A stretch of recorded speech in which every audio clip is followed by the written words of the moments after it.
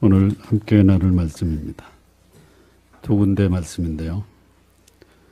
누가복음 11장 42절과 고린도 후서 9장 6절과 7절 말씀입니다.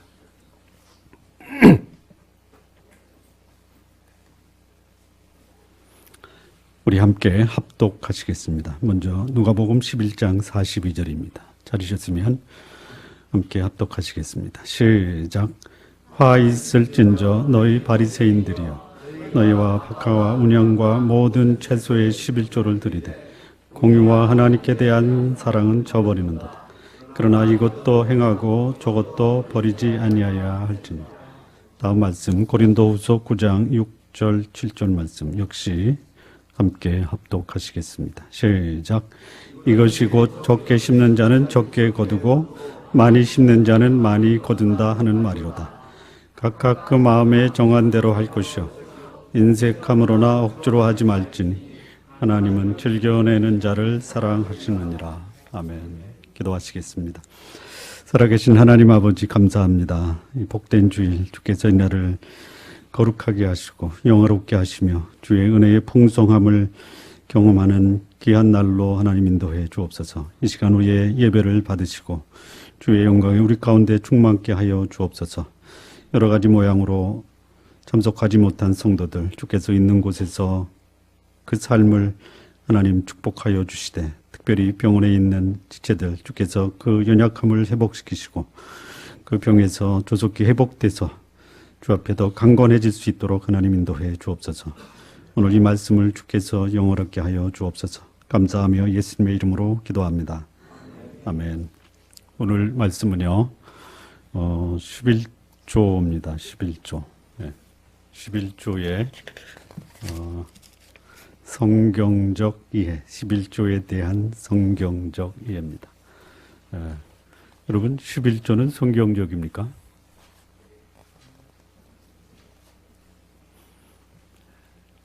굳이 오늘 주일날 설교를 11조에 대한 성경적 이해라고 한 이유는 우리가 성경적으로 이해하지 못하기 때문이다라는 것이에요.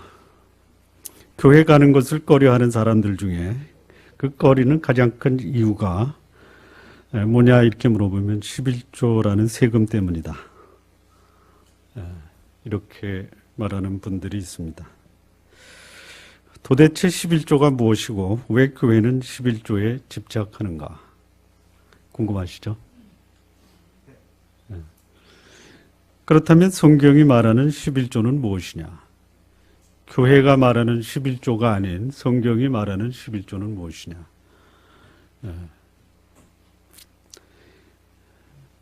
11조를 드리지 않고도 교회 생활은 가능한가? 궁금하시죠? 궁금하시죠? 네. 아니요. 자, 한국 교회에 있어서 21조는 상당히 왜곡돼서 가르쳐지고 있습니다. 11조의 본질 또는 의미보다는 방법론에 더 관심이 많다라는 것이 한국 교회가 가리키는 11조입니다. 자, 본질과 의미보다는 방법에 더 관심을 갖게 된 결정적 두 가지 이유가 있습니다. 첫 번째는요, 11조는 그냥 무의식적으로 드려야 된다라는 의식이에요.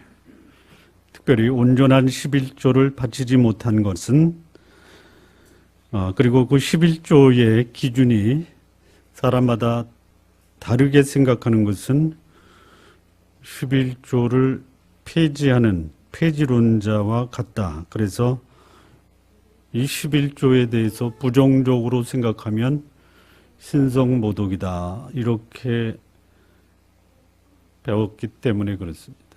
두 번째는요. 사실 첫 번째보다는 두 번째가 더 한국 교회의 왜곡된 11조의 가르침입니다. 11조를 드리는 이유가 뭡니까? 복받기 위해서. 여러분, 11조를 드리는 이유가 복받기 위해서 드리죠? 여러분 11조를 안 드리면 하나님이 복을 안 주십니까? 아니죠. 11조는 축복과 무관합니다. 물론 11조를 드리면은 축복하신다라고 말씀했지만 11조를 안 드리면 저주합니까? 예. 그러니까 11조를 드리는 그 동기나 의식이 뭐냐? 축복과 저주의 상관관계라는 것이. 그래서 적어도 더 많은 축복을 받으려면 더 많은 물질을 드려라. 물론 오늘 우리가 읽은 말씀, 적게 심는 자는 적게 거두고 많이 심는 자는 많이 거두습니다. 많이 심어서 많이 거두시기 바랍니다. 거기에 11조라는 말은 있습니까? 없습니까? 없습니다. 그리고 소극적인 동기에서는 저주로부터 자신을 보호하려고 하는 의미에서의 11조예요. 이게 이제 한국교회가 11조에 대해서 왜곡되게 가리키는 것입니다. 11조는 온전하게 11조를 드려야지 진정한 11조다. 그리고 11조를 드리면 축복이요, 드리지 않으면 저주다. 이것이 잘못됐다라는 것이. 왜냐하면요, 11조는 방법보다는 본질과 의미가 훨씬 더 중요하기 때문에 그렇습니다. 자, 지나친 율법주의적 방법론에 집착된 11조가 오히려 하나님께 드리는 헌신과 감사의 기쁨을 퇴색시킵니다. 장성한 분량에 이루어야 할 이 신앙의 성숙을 저해시킨 결과를 가져옵니다. 오늘 본문에 11조가 언급된 이 말씀은 그 의미가 무엇인가를 우리에게 새롭게 가르쳐주고 있습니다. 자, 이 11조에 대해서 성경 전체, 다시 말하면 구약과 신약에서 이 11조를 어떻게 말씀하는가, 이 말씀을 좀 같이 생각을 해보겠습니다. 먼저 구약입니다. 이 11조의 시작은요, 특별히 하나님의 백성들에게만 나타난 그 관습이 아니고요, 당시 근동 지방, 그 가나안 지역의 모든 이방 족속에게도 있었던 그들의 문화적, 종교적 관습 중에 하나입니다. 그러니까 11조가 유독 하나님의 말씀에 의해서 시작된 것이 아니다라는 것이. 그리고요, 그 근거로 성경 최초로 언급된 11조가 창세기 14장 18절에서 20절에 나타나는데요. 이 말씀을 보면 이렇게 되어 있습니다. 멜기세덱이 아브라함에게 축복을 합니다. 아브라함이 그의 조카 롯을 포로에서 구출하고 돌아오는 길에 멜기세덱이 아브라함에게 나타나서 이렇게 말씀합니다. 그가 아브라함에게 축복하여 가로되 천지의 주제시여 지극히 높으신 하나님이여 아브라함에게 복을 주옵소서. 너희 대적을 내 손에 붙이신 지극히 높으신 하나님을 찬송할지로다 하매 아브라함이 그 얻은 것에서 10분의 1을 멜기세덱에게 주었더라. 자, 이 본문이 11조에 관한 성경의 최초에 언급된 말씀입니다. 아브라함의 11조를 말하고 있습니다. 그리고 이 말씀이 모든 11조에 대한 기본적인 원리를 지니고 있습니다. 소위 아브라함의 11조가 11조의 원조입니다. 그렇다면 아브라함의 11조에 담긴 기본적인 원리가 뭐냐? 세 가지가 있는데요. 첫째는요, 자원에서 드렸다라는 것이. 누구의 강요 또는 어떤 제도 또는 법이 아니라 아브라함 이전에 11조에 대한 언급이 없습니다. 그런데 아브라함이 감사하는 마음으로 전리품의 10분의 1을 드렸고요. 아브라함은 그 전리품을 모두 그 원주인에게 돌려줍니다. 11조는 자원에서 드리는 예물입니다. 두 번째는요, 자기에게 승리를 허락하신 하나님의 은혜에 대한 감사의 표시로 11조를 드렸습니다. 그러니까 11조는 자원해서 드려야 되고 감사의 표시로 드려야 되고요. 세 번째는요. 하늘과 땅 그리고 모든 것의 주인이 하나님이시다라는 것을 인정하는 하나님의 주권을 인정하는 표시가 바로 11조에 담겨 있는 것입니다. 자원함이 없고 감사의 표시가 아닌 그리고 하나님의 주권을 인정하지 않는 11조는 11조의 의미가 이미 퇴색되고 마는 것입니다. 자, 이런 11조의 정신을 이어서 아브라함의 손자 야곱이 이 세 가지 원리들을 그의 11조 약속에서 고스란히 드러나고 있습니다. 창세기 28장 22절입니다. 내가 기둥으로 세운 이 돌이 하나님의 집이 될 것이요 하나님께서 내게 주신 모든 것에서 10분의 1을 내가 반드시 하나님께 드리겠나이다 하였더라. 예. 그 할아버지 아브라함에게서 배웠던 11조의 약속을 하나님과의 언약을 세우면서 이 기둥으로 세운 이 돌, 언약의 돌입니다. 그리고 10분의 1을 하나님께 드리겠다라고 소원을 합니다. 예. 그러니까 이 야곱이 아브라함 언약의 계승자임을 나타내고 있는 말씀입니다. 예. 조건적 의미에서가 아니라 언약적 차원에서 하나님이 주신 그 언약을 감사히 받아들이는 의미로 그는 감사의 소원으로 11조를 드린 것입니다. 그러니까 이 11조는 철저한 하나님께 대한 헌신의 표시입니다. 아브라함과 이삭에게 나타난, 야곱에게 나타난 이 11조의 네 가지 정신. 첫째는 뭐죠? 자원하는 마음입니다. 두 번째는 뭐죠? 감사의 표시입니다. 세 번째는 뭐죠? 하나님의 소유권 인정입니다. 네 번째는 뭐죠? 그겁니다. 이거 없이 11조를 드리는 것은 문제가 있는 겁니다. 자, 그런데 이 11조가 시간이 지나면서 율법화가 됩니다. 율법화. 모세 시대에서 하나님께서 모세에게 주신 율법에 이 11조가 나타납니다. 중요한 것은요, 율법은 은혜의 모형입니다. 율법은 은혜의 모형입니다. 그러니까 이 율법의 유효는 언제까지입니까? 은혜가 오기까지입니다. 예수 그리스도의 오심과 그의 십자가에 죽으시면 인간이 율법으로 인해서 하나님께 드려야 될 그 인간의 도리가 율법으로 다 완성된 것입니다. 거기에 비추면요, 11조도 예수 그리스도의 십자가로 그 율법적 의미의 11조는 이미 그 효력이 완성된 것입니다. 자, 첫 번째 진술은요, 레위기 27장 30절에서 33절의 말씀입니다. 시내산에서 하나님이 모세에게 주신 계명입니다.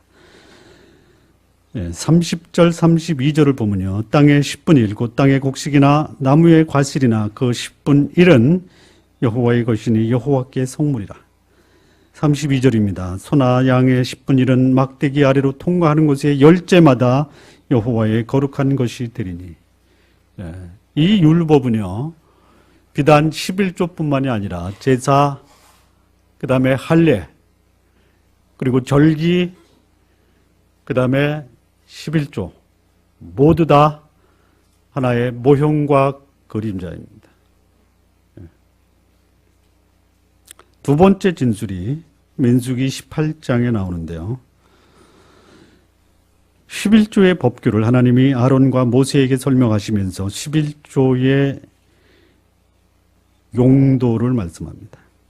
내가 이스라엘의 11조를 레위 자손에게 기업으로 다 주어서 그들의 하는 일 곧 해막에서 하는 일을 감나니, 이렇게 되어 있습니다. 11조는 레위 자손의 기업입니다.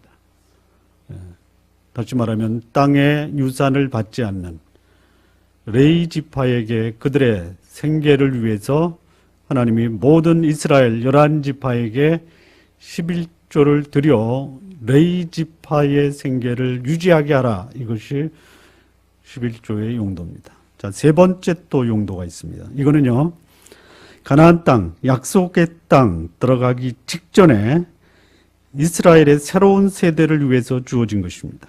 잘 보세요.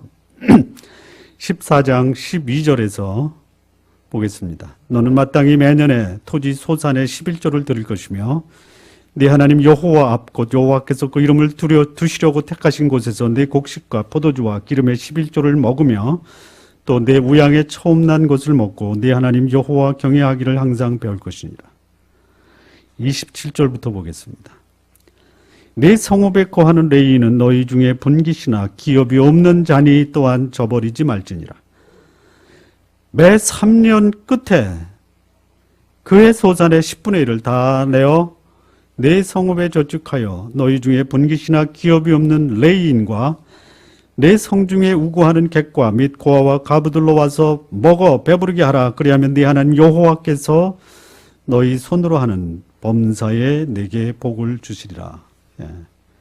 여기도 역시 가나안에 들어가서 이 11조의 용도가 11조를 강조하면서 그 용도가 어떻게 쓰여지는지 또 11조는 어떻게 드려야 되는지를 말씀하는데요.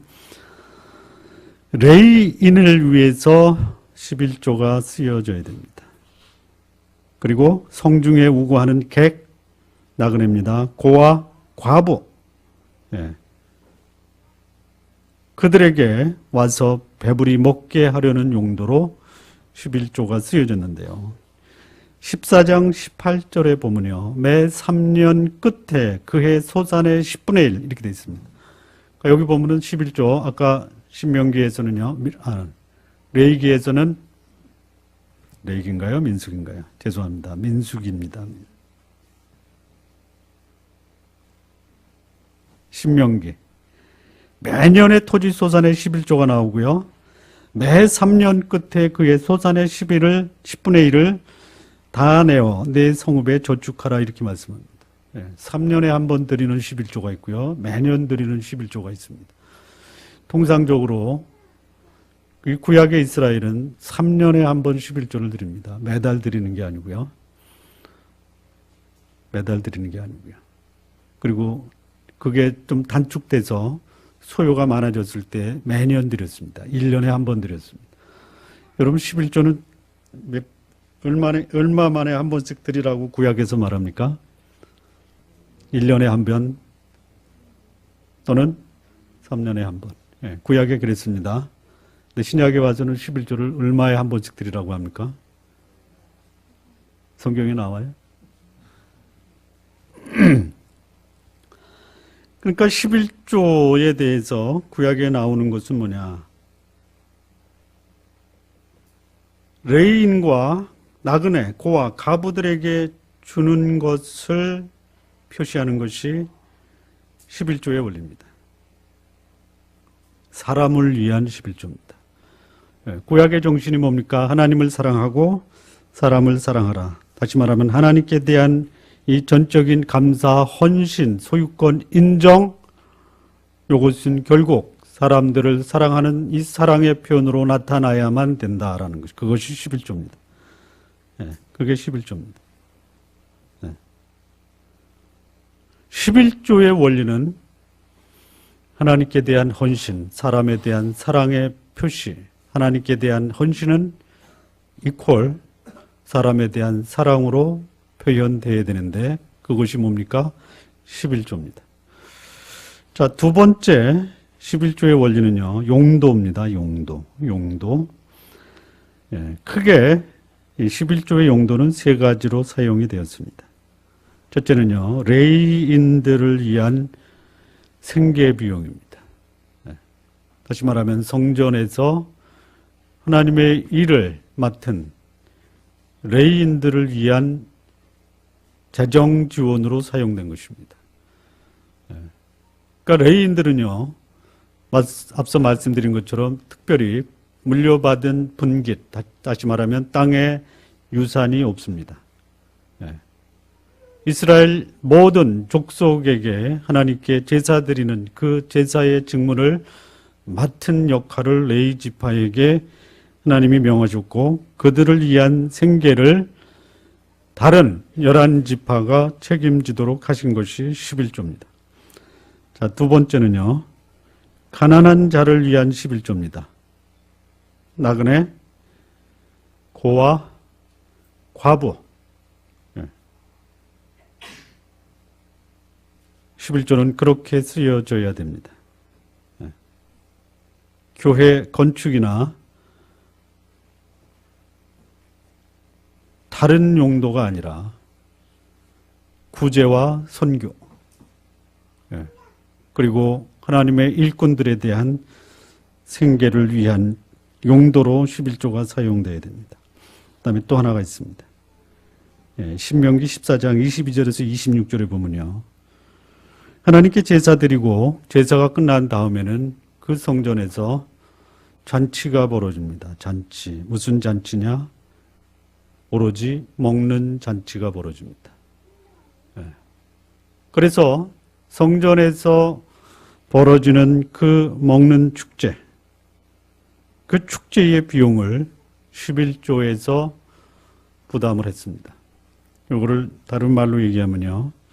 오늘날 교회에서 되어주는 모든 그 행사, 식사는 11조에서 부담해야 됩니다. 교회에서 식당을 운영하고 돈을 받고 식사를 제공하는 것은 비성경적입니다. 비성경적입니다. 아멘 좀 하세요. 자, 신약에서는 11조를 어떻게 말하는가? 결론부터 말씀드리겠습니다. 신약에서는요, 11조에 대한 특별한 가르침이 없습니다. 딱 한 번 나옵니다. 그거는 11조를 강조하기 위한 말씀이 아닙니다. 근데 그 말씀을 신약도 11조를 강조한다라고 활용하는 아주 뭐라고 하나요? 왜곡된 11조를 강조하고 있는 것이에요. 자, 11조에 대한 가르침이 딱 한 번 나오는데 11조를 가르치기 위해서 말씀하신 것이 아니다라는 것이 그 말씀의 핵심입니다. 자, 어디 나오느냐? 마태복음 23장 23절하고 누가복음 11장 42절입니다. 오늘 우리가 읽었던 누가복음 11장 42절 말씀이에요. 자, 마태복음 23장 23절과 24절 말씀을 함께 좀 보시겠습니다. 제가 읽겠습니다. 화 있을진저 외식하는 서기관들과 바리새인들이여 너희가 박하와 회향과 근처의 11조는 들이대 율법에 더 중한 바 의와 인과 신은 저버렸도다. 그러나 이것도 행하고 저것도 버리지 말아야 할지니라. 24절 소경된 인도자여 하루살이는 걸러내고 약대는 삼키는도다.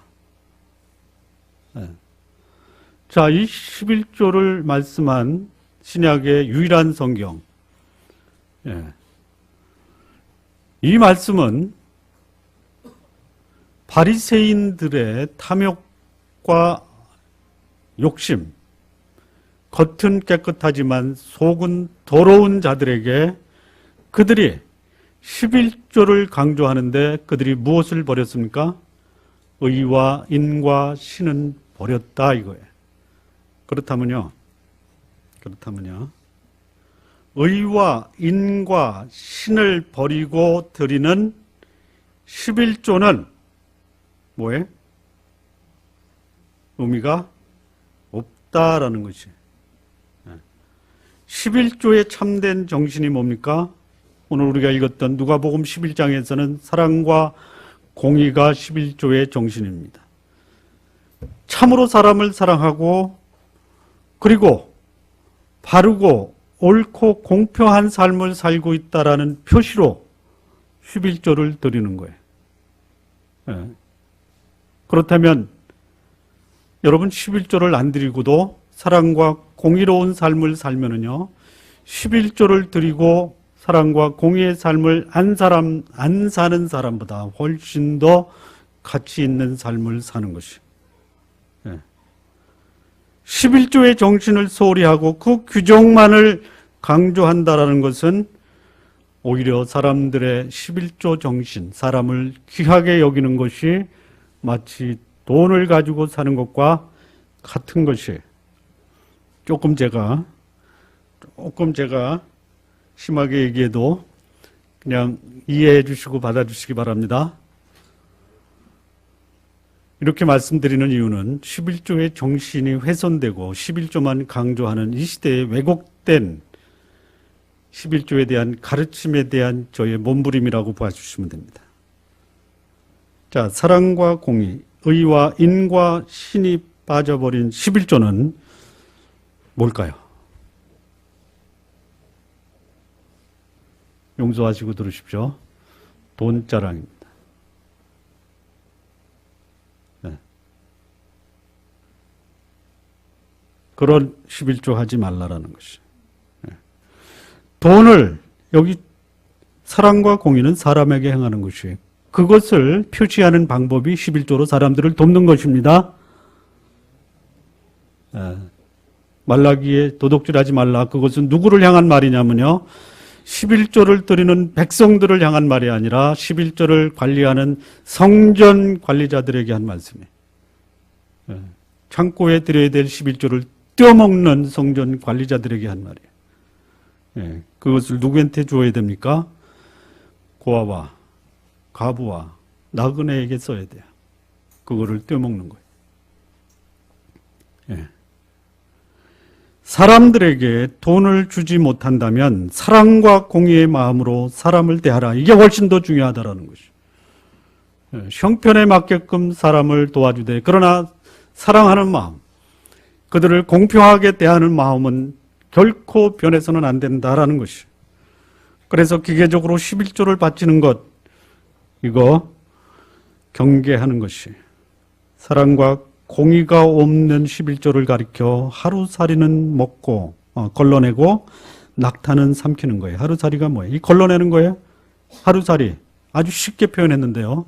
사랑과 공의는 걸러내는 거예요. 그리고 낙타 11조만 챙기는 거예요. 누가? 바리새인들이. 누가? 현대 기독교 지도자들이. 사랑과 공의는 제외버리고 11조만 챙기겠다라고 하는 것이죠. 예수님이 그렇게 11조를 강조하는 바리새인들에게 11조의 정신을 잃어버리면 너희는 진정한 11조의 정신은 사랑과 공의, 의와 인과 신을 저버리는 것이다. 이렇게 말씀하고 있는 것이에요. 이러한 받침, 11조의 정신을 버리고 강요된 11조를 드리는 것은 오히려 정죄받아야 되는 것이에요. 여러분, 이 말도 오해하지 마십시오. 이것도 행하고 저것도 버리지 말지니라. 이것도 행하고가 뭐죠? 이것은 사랑과 공의입니다. 의와 인과 신도 행하고 저것도 버리지 말지니라. 뭐죠? 저것도 뭐죠? 11조입니다. 그러니까 이거를 잘못 해석하면 큰일 납니다. 이것은 11조도 해야 된다라는 말이다. 그런 말이 아닙니다.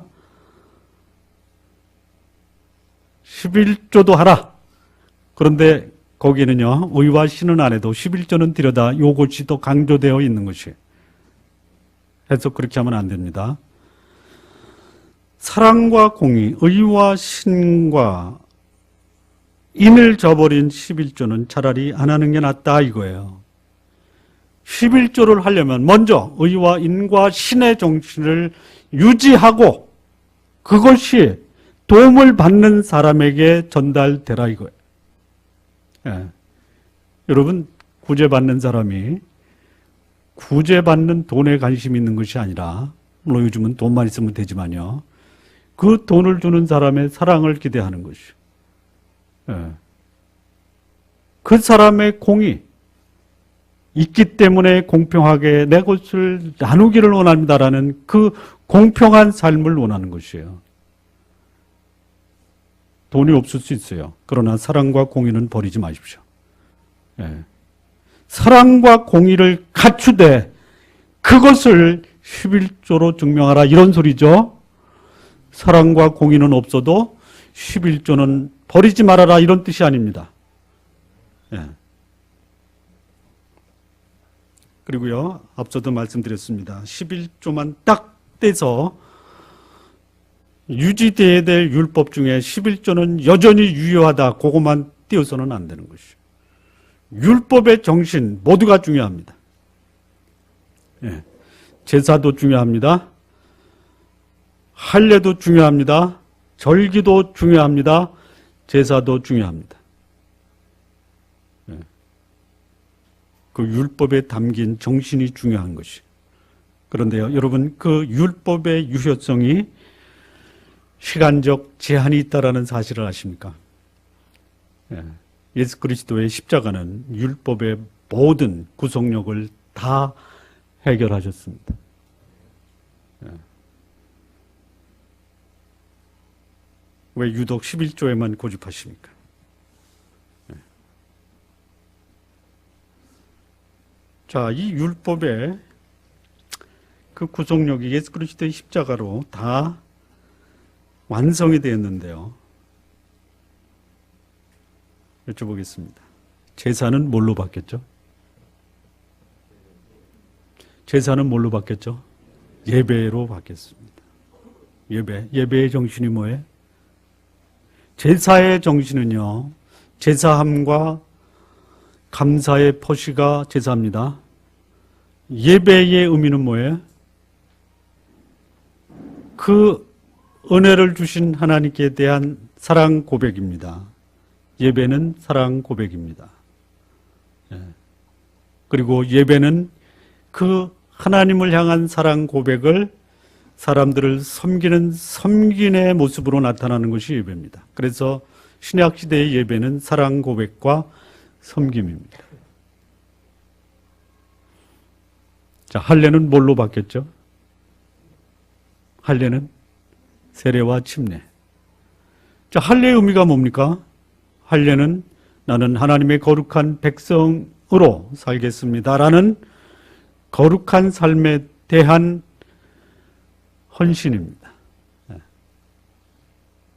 그러면 세례나 침례는 뭐죠? 뭐죠? 나는 하나님의 백성입니다. 구원받은 하나님의 자녀임을 공개적으로 고백합니다. 그리고요, 이제부터는 거룩한 삶을 사는 예수 그리스도의 제자가 되겠습니다. 이게 침례나 세례의 의미입니다. 자, 절기는 뭘로 바뀌었죠? 안식일, 월삭. 뭘로 바뀌었죠? 주일로 바뀌었습니다. 주일은 뭐 하는 날이죠? 주님의 부활을 기념하고 그 부활을 감사하면서 성도들이 모여서 서로 격려하고 예배하고 그리고 삶을 나누는 복된 날이 바로 주일입니다. 마지막 하나, 11조는 뭘로 바뀌었죠? 11조는 뭘로 바뀌었죠? 그거를 배운 적이 없어요. 안 가르치니까 11조만 강조했지. 11조는 뭘로 바뀌었냐면요, 연보로 바뀌었습니다. 연보. 자, 그 말을 우리에게 가르쳐 주시는, 다시 말하면 구약의 율법적 의식의 규정이 폐기되었다라는 것을 말씀하는 이 말씀이 골로새서 2장 14절에서 17절 말씀입니다. 제가 읽겠습니다. 우리를 거스리고 불리하게 하는 법조문, 율법은요, 뭐라고 말씀하냐면 우리를 거스리고 불리하게 하는 법조문, 그것을 지키려면 부담스러운 거예요. 법조문으로 쓴 증서를 지우시고 제하여 버리사 십자가에 못 박으시고. 아멘 좀 하세요. 통치자들과 권세들을 무력화하여 드러내어 구경거리로 삼으시고 십자가로 그들을 이기셨느니라. 그러므로 16절입니다. 먹고 마시는 것과 절기나 초하루나 안식일을 이유로 너희를 비판하지 못하게 하라. 여기 빠진 게 있어요. 제사 11조, 할례 여기 빠졌어요? 예. 그것으로 너희를 비판하게 하지 못하게 하라. 이것들은 17절입니다. 장래일의 그림자이나 몸은 그리스도시니라. 예.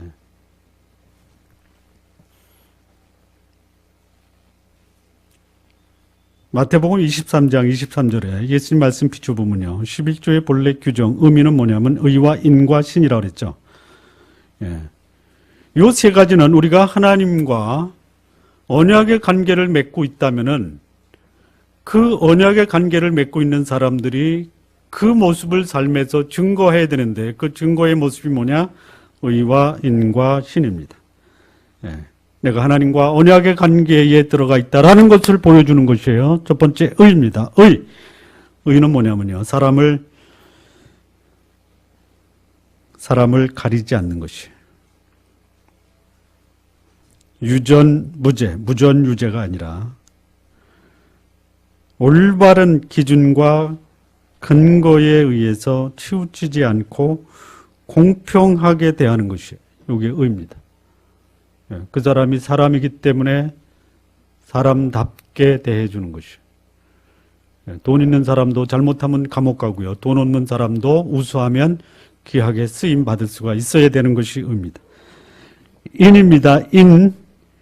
인간관계에서 그가 사람이기 때문에 받아야 될 적절한 대접을 받지 못할 때 나서서 내가 그 사람에게 친절과 자비를 베푸는 것, 이게 인입니다. 여러분, 능력이 안 되는 사람도 있고요. 능력이 돼서 많이 보는 사람도 있어요. 왜 능력을 주셨어요? 잘 먹고 잘 살려고? 맞습니다. 거기서 끝나면요.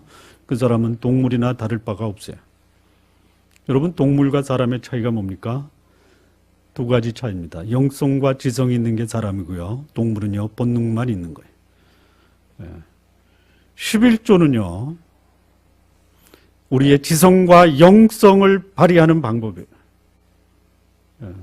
다시 말하면 사람을 소중히 여기는, 내가 사람을 소중히 여깁니다라고 할 때 존중받아야 되고 대접받아야 될 그 인간이 자기의 능력과 환경과 여건 때문에 그런 삶을 살지 못할 때 있는 사람이 베풀어 주는 것, 요게 인입니다. 인. 세 번째는요, 신입니다. 신. 이거는요, 사람들 사이에 신뢰를 받을 만한 행동, 믿음직스러운 행동을 신이라고 하는 것이에요. 요게 11조에 담겨 있는 것이에요. 요 세 가지 정신이 빠진 11조는요, 앞서 말씀드린 것처럼요, 돈 자랑입니다. 차라리 안 하는 게 낫습니다. 차라리 안 하는 게 나아요. 예.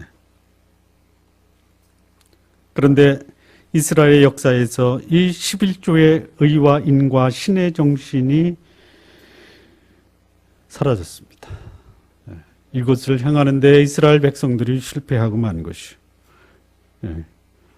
신약 시대에도요, 그 정신은 유효합니다. 유효합니다. 예수 그리스도의 십자가의 죽으심은 우리의 죄를 구속하시고 우리를 의롭다 하시고 우리를 하나님의 백성으로 여전히 하나님을 사랑하고 사람들을 사랑하라라는 그 말씀 속에 하나님의 율법의 요구가 다 들어있다라는 것이. 자, 그렇다면 이 신약 시대에 11조의 정신이 반영된 연보, 이 연보는 무엇인가? 연보. 여러분, 연보가 뭡니까? 연보가 뭡니까? 예? 11조만 들어봤지 연보를 못 들어봤잖아요. 여러분, 다시 한번 강조를 드리는데요. 신약 시대에 11조에 대한 11조를 위한 언급이 하나도 없다라는 것이에요. 11조에 대한 11조를 위한 가르침이 없다라는 것이에요. 기억해 두십시오. 제가 아까 말씀드린 마태복음 23장 23절, 누가복음 11장 42절 외에는 11조에 대한 언급이 없습니다.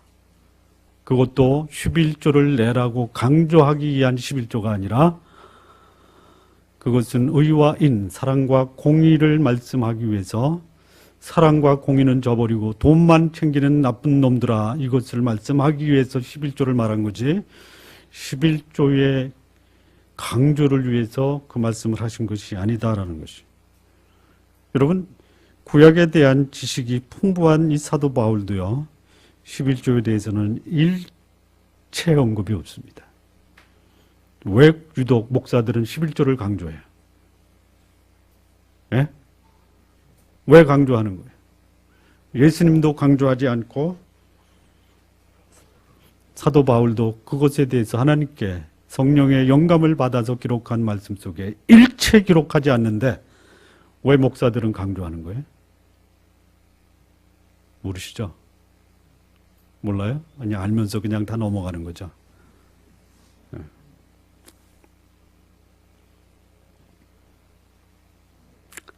구약에서도 마찬가지예요. 신약에서도 마찬가지입니다.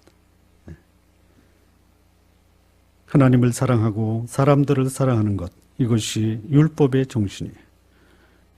그리고 지금 그 율법은 구약에도 마찬가지입니다. 돌비의 세계소, 법조문이 아니라 마음의 세계라고 합니다. 예레미야 31장 33절입니다. 그러나 그날 후에 내가 이스라엘 집과 맺을 언약은 이러하니 곧 내가 나의 법을 그들의 속에 두며 그들의 마음에 기록하여 나는 그들의 하나님이 되고 그들은 내 백성이 될 것이라. 여호와의 말씀이니라. 내 마음에 새겼어요. 그분이 뭘 새겼어요? 내가 너를 보배롭고 존귀하게 여기노라. 내가 너를 구속하였고 너를 값주로 샀으니 너는 내 아들이라. 그러니 너는 나를 사랑하고 내 형상대로 지음받은 사람들을 사랑하라. 그 율법을 주신 것이. 그게 훨씬 더 중요한 것입니다. 그런데 이것이 그 본질은 사라지고 형식만 남아있으면서 형식 속에 가다버리는 것이. 신약시대에요. 사도 바울이 고린도 교회를 향해서 예루살렘의 가난한 성도들을 위한 연보를 말씀하고 있습니다. 연보를 말하고 있습니다. 고린도후서 8장과 9장입니다. 자, 그런데요, 여기 보면은요, 고린도후서 8장 2절 3절에 보면요, 마게도니아 교인들이 예루살렘 성도들을 위해서 연보를 합니다. 연보가 뭐냐, 나중에 말씀드리겠습니다.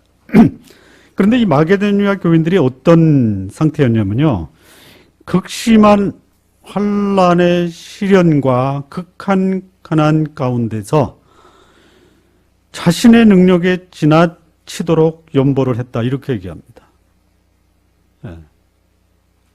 마게도니아 교인들이 예루살렘 성도들 위해서 헌금, 연보를 할 때 극심한 환난의 시련과 극한 가운데서 능력에 지나도록 연보를 했다.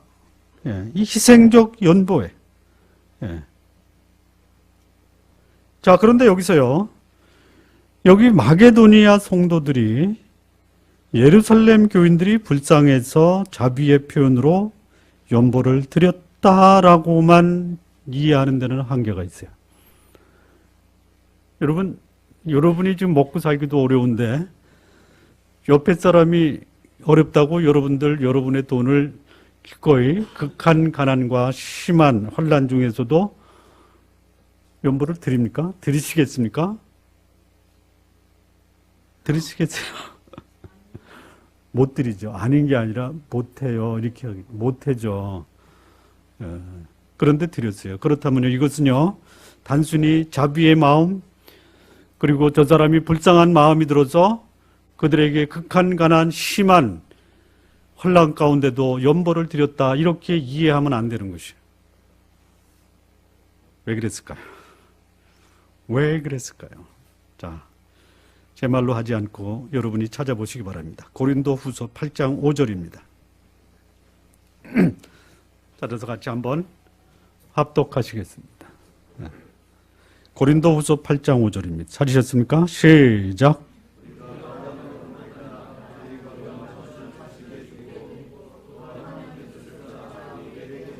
네, 그들이 극한 환난의 시련과 극한 가난 속에서도 넘치는 연보를 드렸던 그 이유가 뭐예요? 자신을 먼저 어떻게 했어요?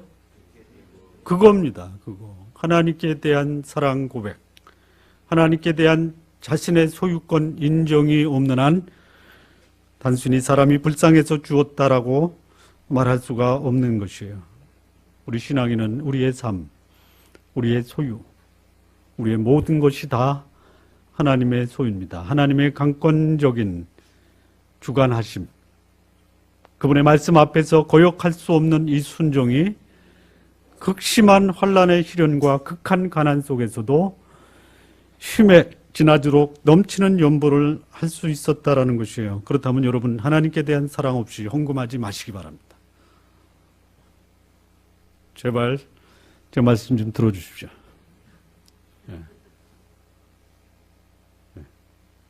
연보는 하나님께 대한 전적인 헌신의 표시입니다. 이것은 아브라함이 드렸던 11조나 오늘 우리가 드려야 될 11조의 의미와 같은 것입니다. 그래서 그들은 그들의 헌신의 표시로 주는 봉사를 했어요. 주는 봉사. 무엇을 줍니까? 물질을 드린 것이에요. 물질. 연보의 의미를 좀 말씀드리겠습니다. 네 가지 의미가 있습니다. 네 가지 의미. 첫째는요, 콜렉션이라고 합니다. 콜렉션. 이건 모금이에요, 모금. 예, 헌금은 모금입니다. 모금 왜 해요? 주로 언제 모금합니까? 언제 모금합니까? 국가에 재난이 일어났다. 예? 특별한 절기 때 자선 모금을 합니다. 예. 그런 형태로 연보를 낼 수 있어요. 그러니까 목적이 있어야 돼요. 목적. 예. 두 번째는요, 컨트리뷰션. 이건 뭐냐? 특별한 기부 형태입니다. 특별한 기부입니다. 날마다 하는 것이 아닙니다. 특별한 때에 특별한 방법으로 이런 목적을 위해서 우리가 기부를 합니다라고 하는 것이에요. 그러면 그것은 그 용도로 사용되어야 합니다. 자, 세 번째는요, 헌금이라고 합니다. 오퍼링. 예. 이 오퍼링은요, 단체가 아니라 개인적인 것입니다. 개인적. 예. 헌금은 단체로 하는 것이 아닙니다.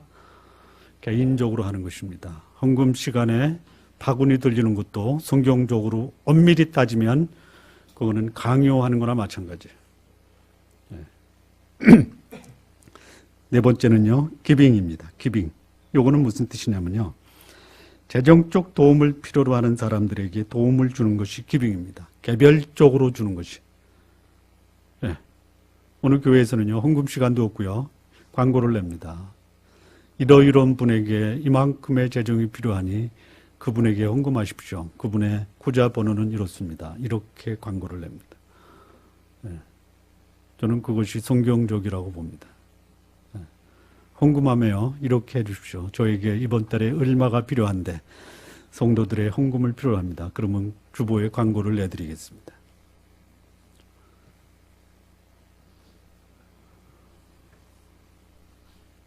그게 연보입니다. 그게 연보. 예. 그게 연보입니다. 그렇게 하십시오. 예. 그렇게 하시기 바랍니다. 예.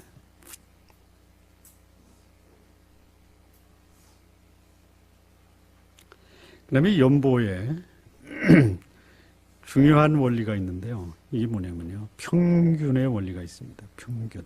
이게 무슨 소리냐면요, 여러분, 우리가 공동체를 말합니다. 공동체.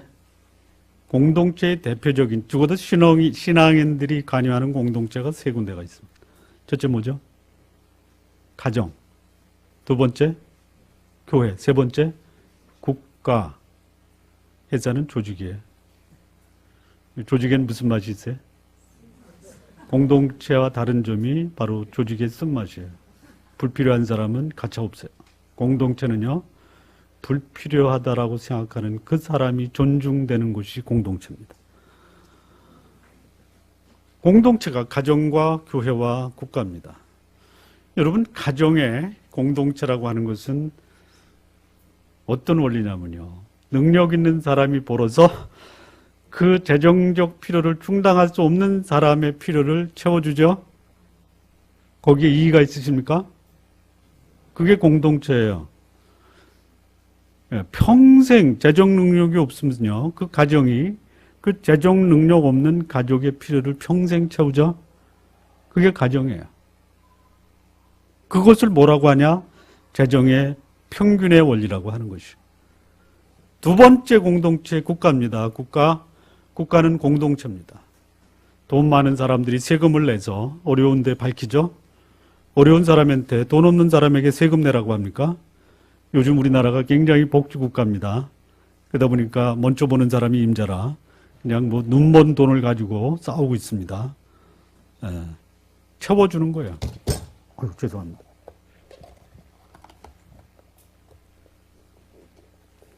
요거 주일학교 아이가 가져왔는데요. 지난번에 제가 안고 강계선 가서 넘어졌는 애가 계속 저한테 저기 도마도 주스를 갖다 주고 있어요.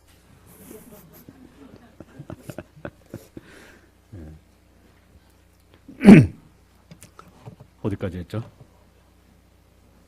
어디까지 했습니까? 국가까지 했죠. 교회입니다. 교회. 공동체 교회입니다. 공동체 교회입니다. 교회가 공동체라면요, 어려운 분들 도와야 됩니다. 내가 가족의 필요를 채우기 위해서 밤낮 일하고 가족의 필요를 채우는 것에 대해서 전혀 이의가 없다면요, 교회 공동체의 필요를 채우는 데에서도 여러분 이의를 제기해서는 안 돼요. 그게 헌금의 원리입니다. 연보의 원리입니다.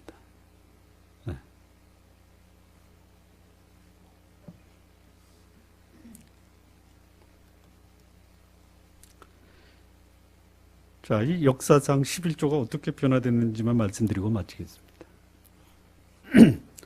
말씀드린 대로요, 신약시대에 11조에 대한 가르침, 교훈, 강조가 없습니다. 이것이 언제까지 지속이 되냐면요, 로마 시대까지 지속이 됩니다. 로마 시대. 초대 교회의 교부들, 그리고 성경의 변증론자들이 11조에 대해서 거의 언급을 안 합니다. 그러나 그럼에도 불구하고 이 연보에 대해서는 예배의 중요한 부분을 차지하고 있었습니다. 이 순교자 저스틴이라고 하는 교부가 있습니다. 이분은요, 선교가 소원이었어요. 순교가 소원이었어요. 순교를 소원으로 여기는데요, 워낙 똑똑하니까 교회가 이 저스틴이라고 하는 젊은이를 보호합니다. 그런데요, 이 저스틴이라는 분은 순교가 소원이에요. 그래서 결국 순교당하십니다. 그가 이런 말을 합니다. 매 주일마다 성공한 사람과 성공하기를 원하는 사람들은 자기가 정한 만큼 각각 기부한다. 거둬들인 것은 대표자에게 맡겨두며 그러면 그는 그것을 가지고 고아와 가부와 곤란받는 사람들과 감금되어 있는 사람들과 우리와 함께 머무르고 있는 이방인들을 돌봐준다. 이렇게 말하고 있습니다. 이게 연보의 정신입니다. 교회를 짓는데 11조가 쓰여졌다는 말이 없습니다. 자, 요한의 제자 폴리캅이 있습니다. 이 폴리캅의 제자가 이레니우스라는 사람인데요, 이분은 이렇게 말했습니다. 기독교인들은 자유를 누렸다. 자유를 누렸다. 따라서 외적인 강제 없는 연보를 바쳤다. 11조를 기독교인들에게는 필요하지 않는 유대의 율법으로 간주하였다. 이렇게 얘기했습니다. 또 한 사람, 초대교회의 고부인 오리겐, 최초의 성경 주석가라고도 합니다. 기독교인들의 연보 제도가 11조 제도를 훨씬 상회한다고 보았다. 자, 그러므로 이 신약 성경의 기자들과 마찬가지로, 예수님과도 마찬가지로 초대교회의 교부들은 11조 제도를 과거의 것으로 여겼습니다. 이제 연보의 새로운 원리가 그들에게 도입됐고 하나님의 자비와 성령의 충만한 그 표시로 사람들을 사랑하는 방법으로서의 연보가 강조되었던 것이에요. 초대교회 연보는 자발적이었습니다. 자발적이었습니다. 그리고 주로 가난한 사람들을 도와주기 위해서 연보가 드려졌다라는 사실이에요. 여러분 놀라운 것은요, 성직자의 생활비와 교회의 유지비가 어떻게 충당되었는지에 대해서는 거의 기록이 없거나 아예 없습니다. 네. 아마도입니다. 이거는 그냥 추정이에요. 여러분 성직자, 교회 유지비가 필요하죠? 필요하죠? 언급이 없다 보니까 공식적인 성직자와 교회 유지비를 위한 헌금이 없었던 것 같아요. 그럼 어떻게 살았느냐? 어떻게 살았느냐? 자비량이에요, 자비량. 또는 개인적인 기빙입니다. 네. 제가 좀 말씀 좀 드릴까요? 여러분 교회에서 우리 교육자들 살해 안 하고 여러분들이 헌금하시기 바랍니다. 차라리 낫습니다. 네. 그래서 교회에서 드리는 모든 헌금은 구제와 선교와 교육에만 드리고 우리 사역자들의 사례는 여러분들이 개별적으로 헌금해 주십시오. 다음 주 운영위원회에서 한번 그렇게 가결할까요? 자, 그런데요. 신성 로마 제국에 와서 21조가 법제화됩니다. 법제화. 그리고 그 법제화된 11조가 지금까지도 고스란히 그대로 유지되는 거예요. 신성 로마 제국이 뭔지 아십니까? 처음에 서로마 동로마가 나눠지죠?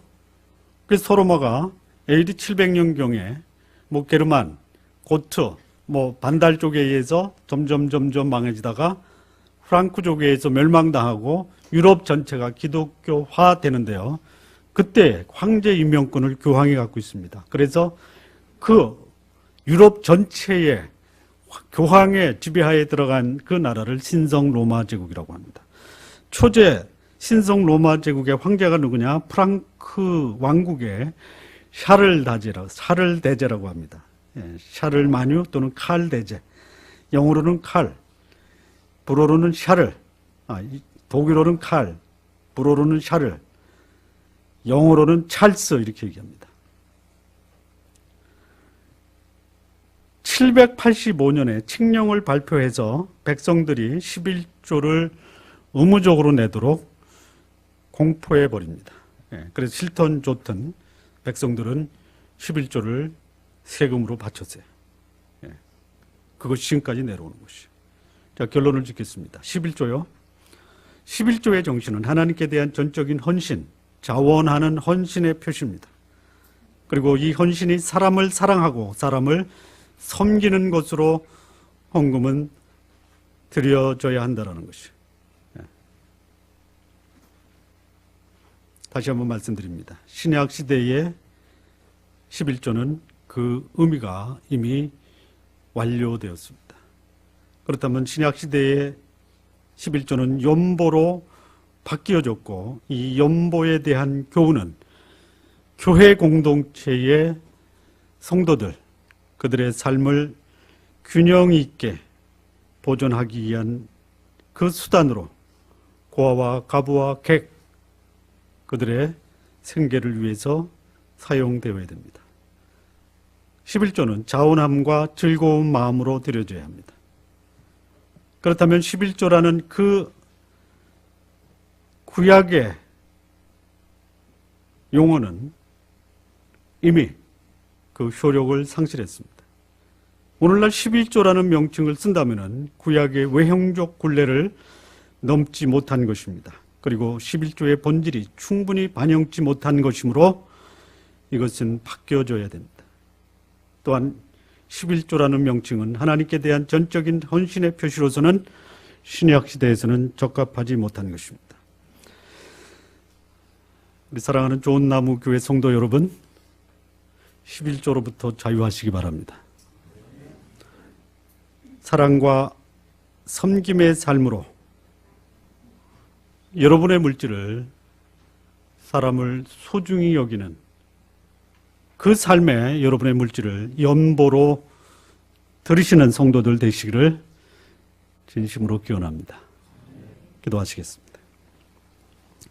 하나님 아버지 감사합니다. 주께서 우리에게 오늘 이 11조에 대한 성경의 가르침, 또 우리 주께서 이 11조보다 오히려 사랑과 공의, 의와 인과 신의 정신을 우리에게 가르쳐 주시고 그런 삶을 사는 것이 더 중요하다라는 것, 그런 삶을 사는 것을 우리에게 주어진 물질로 사람들을 섬기고 사랑하는 그 일에 사용할 수 있도록 하나님 축복하여 주옵소서. 감사하며 예수님의 이름으로 기도합니다.